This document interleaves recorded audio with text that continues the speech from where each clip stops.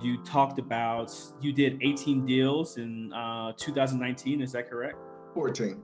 Or 2014? Oh, no, Okay. 14 deals. Oh, 14 deals. Oh, okay, yeah. got you. There we go. 14 deals in 2019.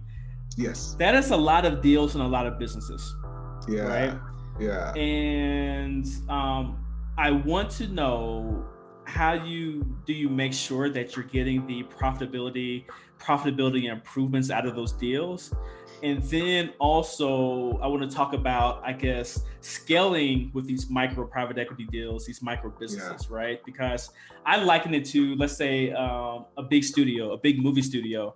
You have a movie like Friday, with Ice Cube and Chris Tucker, in the early days, where it probably cost a couple $1 million to make, versus something where it costs a couple $1 million to make, but you might make 100% ROI, return on investment. So you put in $2 million, you might make $2 million in profit, versus something, let's say, like an Avengers movie, or Black Panther or something like that, where it may have cost hundreds of millions of dollars to make, but your ROI, or a Batman movie, your ROI may be less in terms of return on investment, but your net profit in general may be just so much higher because you swung for the fences. You either hit it or you missed it, right? So, with micro private equity, it seems like you're hitting a lot of singles. But if you hit a lot of those singles, enough of those singles, you're still going to win the batting title. And I know I'm mixing so many analogies in this story, but yeah. So I want to know how do you go about managing that? What are your levers for profitability, and what are your levers for profitability, and what levers do you use to scale? So the reason that single analogy is so great is that's the analogy that Warren Buffett uses. And, it's like his goal has been to just hit singles. His very first deal went out of business. The company that Berkshire Hathaway, the namesake of the business and what it is today, didn't last long. It went out of business very quickly, but based on his deal structuring, it still worked. But the other thing that he has been focused on, and the same thing that we do, is reinvesting cash flow. And so this ties into both profitability for a deal maker's business or somebody who buys businesses. In order for you to be profitable, one of the keys is reinvesting the cash flow of that first business. So if you take a business that, every business, and this is something that got a lot of views on the channels. I released a video and basically said, all my businesses are going out of business. And so, of course, that piques curiosity, but it is a fact.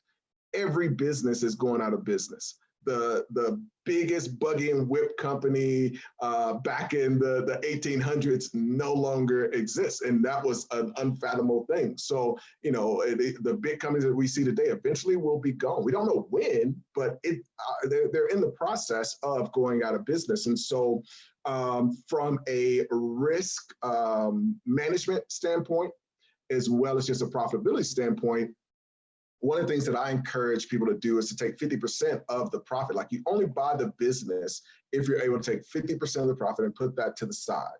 And, once you have enough stacked up there, you put a down payment on another business. And preferably it's a light business. And again, a lot of this I kind of bumped into, but, I realized, like, hey, not only when I have the mortgage company and the real estate company, do both of them work to grow, but I now have more cash flow to put into a third deal that can help all three to grow. And so, we do that with internet businesses. One of the deals we were talking about last night is a hotel business we bought called Open Rooms, and we bought an airfare business. And the hotel business had 1 million people on the email list. The other one had 600,000. Now we're able to cross-promote those and instantly grow both.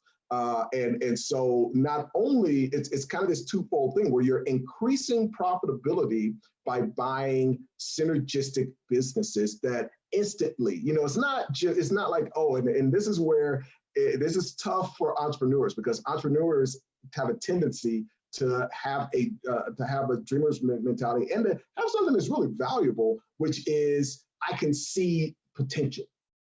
I don't invest in potential. I don't buy potential. I want to buy cash flow that's making money right now And I want to see immediately that tomorrow I can send an email to those 1 million people for this new business we just bought. And that ties in. And it's not just like, oh, in a year we'll be able to do this, 2 years we'll be able to do that. It's immediately we get that benefit. And one of the concepts we were talking about that we've been implementing very heavily lately is this idea that everybody's really focused on paying Facebook for ads or paying Instagram for ads or trying to convince an influencer to promote their stuff and pay them.